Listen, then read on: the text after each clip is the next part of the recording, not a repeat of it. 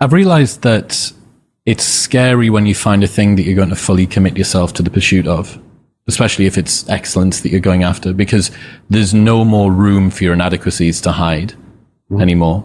You can't decide to change direction and do something else if things get tough. There's no more ejector seat, right? I've committed to this. This is my thing. And this is one of your rules, commit to something commit to at least one thing. As hard as you can and see what happens. Yeah, precisely. Yeah. Aim yourself in one direction. And I had a rule with my clients because, you might say, well, I've gone halfway down this path and I found out it's wrong.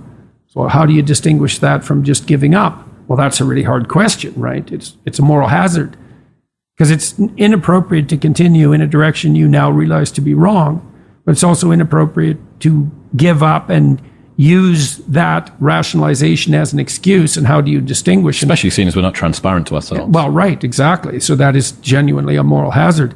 So one of the principles that I tried to abide by in my therapeutic discussions was you can change course as long as the next thing you do is equally or more difficult.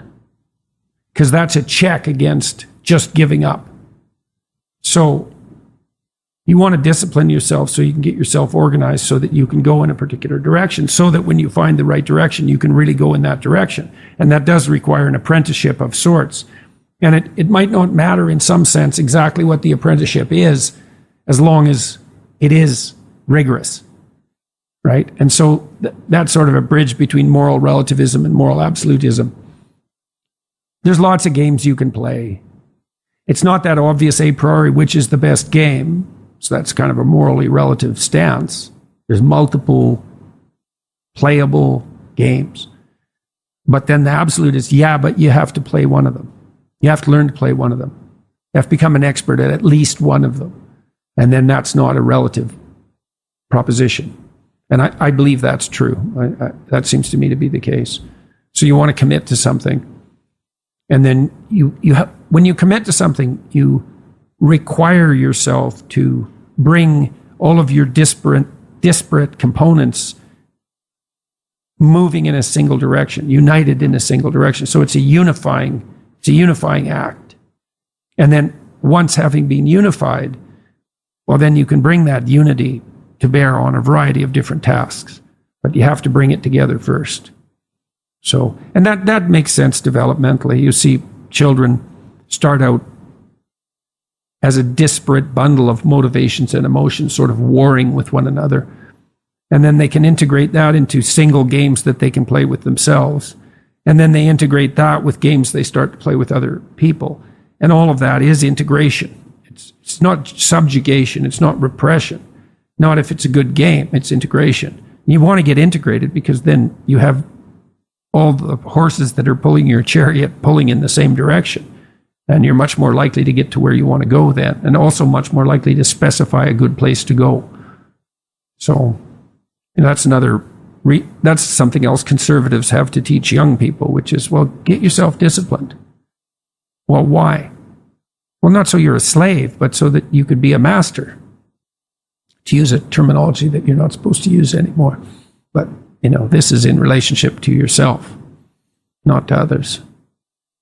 So, yeah. And to begin with, you have to accept an external master because you just don't have the wisdom to do that for yourself, or the ability or the opportunity often. Everybody knows this. They feel bad when they decide they're going to get themselves in good shape and go to the gym, and lasts like 3 days. Attempts. Yeah. And then no one's happy about the fact that they quit, and they berate themselves for it. And we know that we need to go through a disciplinary process, and we need to subjugate ourselves to a disciplinary process. That's part of the problem with the constant harping about the, oppressive patriarchy. It's like, well, you need a disciplinary process. So, well, that's just oppression and slavery. It's like, no, it's not. No more than a game is. Not a good game. A good game isn't oppression and slavery. We saw, was it being on time, being punctual was laid at the feet of some oppressive superstructure? White supremacy, yeah, obviously. Mm-hmm. Yeah, it's utterly imbecilic. I mean, even at a scientific level, that's trait conscientiousness, by the way, to be punctual. Part of orderliness and dutifulness, industriousness. There's no evidence whatsoever that varies by ethnicity or race. Or supremacy. Yeah, or supremacy. And there is evidence that if you are like that, you are will more become likely. supreme. Well, you are more likely to succeed. It's It is the most determinating. It's the most potent personality predictor of success in algorithmic domains, managerial and administrative domains. So hard work works. And in fact, the degree to which hard work works is actually the one metric of the health of a society. Like the higher the correlation between conscientiousness and outcome, the healthier the society. Well, obviously. Why? Well, you want the bulk of the credit to go to the people who are the most productive. Yes. I mean, not even in some sense because they deserve it, because what does deserve mean exactly? It is because they deserve it, but that's a black box, that word. It's because if you want them to keep making stuff, you have to do that. And you want them to because, you don't want food? You don't want shelter? Why would you not reward the people who provide it differentially? It's just even your own narrow self-interest would require that. So, talking about committing to one thing and the inevitable pain of there not being an easy get out anymore. I've decided that this is my thing. I'm going after it. It's useful to stick a temporal parameter or an accomplishment parameter on it. That's one of the reasons it's useful to have a degree. I'll try for 6 months. Yeah. Well, I'm going to get this degree no matter what. Well, it's a time limit. It's not your whole life. But you're committed to that. And then you do box yourself in. It's like, well, I'm in this box. I have to make the best of it. That's right. You're in this box and you have to make the best of it. And you might say, well, I don't want to be in a box. It's like, are you so sure you don't want to be in a box? A box is a fortress. The walls keep the dragons away. You want to be in a box.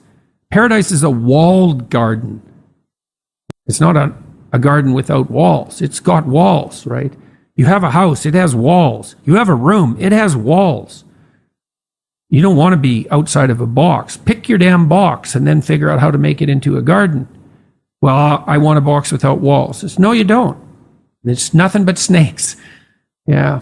You spoke about this last night in relation to relationships. And you said that when you commit to somebody, there is the inevitable pain that any future catastrophe is going to need to be worked out in a difficult way between you and the person that you've committed to, as opposed to you being able to go, oh, well, cool. I'm out of here. The side chicks are warm on Tinder in any case. I'm off. Yeah, right. Well, that was something I really learned from reading Carl Jung. He thought about marriage as, he used alchemical symbolism as purification requires heat and pressure. And so you have a container and it gets hot. And that's when you want to leave. That's when the changes can take place. And sometimes they have to be radical to maintain the relationship. Very radical. But hopefully those radical changes are positive. But what makes you think you'd make them if there wasn't a fire lit under you? And one of the fires is, I can't escape from you. Here we are locked in combat, right? Here we are in this adversarial relationship. Beneficial adversary. Yeah, exactly. Beneficial adversary, yeah. There's no out except through. And there's no evidence that through will work. And so that's part of the utility of the vow, is to turn the temperature up.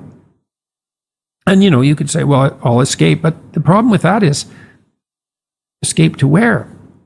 You're not going to have another relationship? And if to the degree that you brought the catastrophe to the previous relationship, which is at least a 50-50 probability, right? What makes you think you're not going to bring it to the next relationship? You're the common denominator between all of the experiences. That's right. I've had many bad relationships. Like, really? I've never met anyone I can trust. Okay. Everyone's motivated by power. So, what's the common denominator here? Exactly. So, it's tricky because lots of people in my family have been divorced, which is the case in virtually every family. And I don't feel like I'm in a position to shake my finger at people and say, you failed, and with more effort, you could have succeeded. That's not up to me to decide. And many of those people have gone on to have more successful relationships the second time around. But that doesn't belie the initial point. And besides, even the people who went through a divorce wanted to get married again. They still see utility in the vow and the container. So, you can't make these things into inviolable absolutes. 0 divorce, 0 drugs, 0 climate change. No, that isn't how the world works. Partly because there's always the snake in the garden, right? There's no 0. Not without the application of increasingly totalitarian force. There has to be some leeway, but you don't blow the whole systems apart just to provide some leeway. It's a very difficult thing to negotiate. I've had clients who had partners that really couldn't be negotiated with. The whole idea of negotiation wasn't negotiable. And I didn't see they really had any choice to either maintain the millstone around their neck and drown or to leave.